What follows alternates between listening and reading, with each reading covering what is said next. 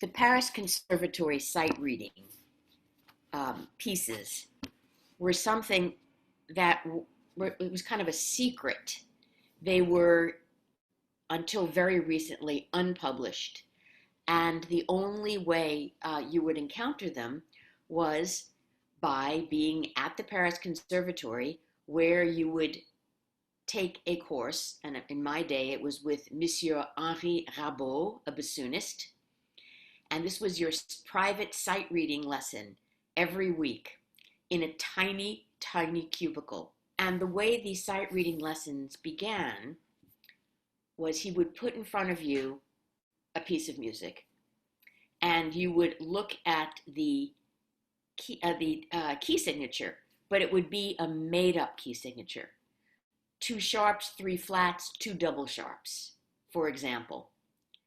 And then he would say, Mademoiselle, here is your tempo.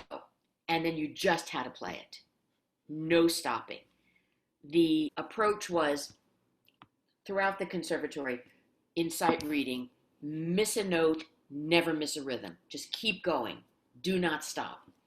And it's absolutely remarkable if you can make yourself do this when you're practicing sight reading, how facile your skills become relatively quickly. So you would go through books and books of these made up key signatures. So you'd have to just look at it, remember, and then play. So you had about 30 seconds to look at the piece before you started. Once you finished with those exercises, then he would take out this book, these pages, these magic pages, which were the actual competition pieces used for the concours for sight reading. Now, the concours for sight reading was one of the 3 exams you were required to pass before you were eligible to take the concours for the Premier Prix. So you could be in school and you had to take your analysis, your solfège, and your déchiffrage, sight reading.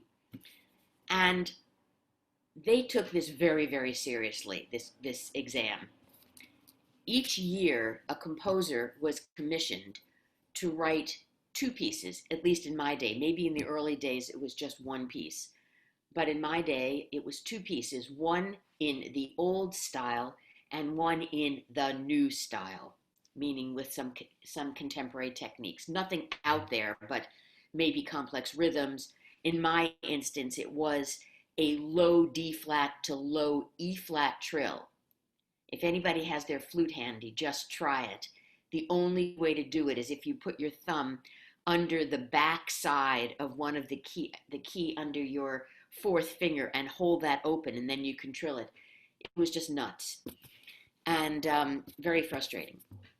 So the day of your concours, you would go to the big room, and you would be entered in, and you noticed outside they had soundproofing on the walls of the outside the hall, so that people with perfect pitch could not cheat and take down dictations and share it with their friends as other people played the exam. So you couldn't hear a thing. So you would go into the warm-up room or into the backstage. They would say, please leave your flute here, come into the room. Here are your 2 pieces. You get to look at them, but not with your instrument. You just look. At the time, they didn't even let you look at the score.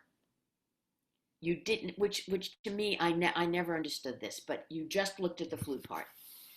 And then your heart is beating like this, and you walk out on the stage, you get your flute back, and then they announce your name, and they would say, Mademoiselle Chesis, Linda, 23 ans, 3 mois, 3 jours, 23 years, 3 months, 3 days, foreigner.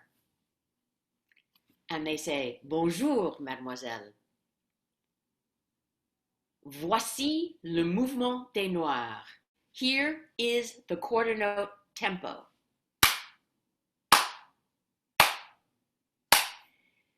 You play through. You never stop. Remember, the rule of thumb is you can miss a note, but never miss a rhythm and never stop. So you do that for 2 pieces. And the problem is there is accompaniment, but you don't know what it is. So you have to get that tempo in your body immediately, and then you're listening to the pianist, and you're just hoping that pianist has good rhythm. So I did that. I passed. But I always wondered what became of these pieces, if anybody published them. And I'm very grateful to Francesca, Leo, in our studio for reintroducing them to me. And I thought it would be a marvelous exercise for the class. So the instructions are as follows. I'm going to send you the music. You look at it without your instrument. You take your instrument, you put on your recording device, you put on the piano accompaniment that was sent to you, and you play. And let's hear what our results are.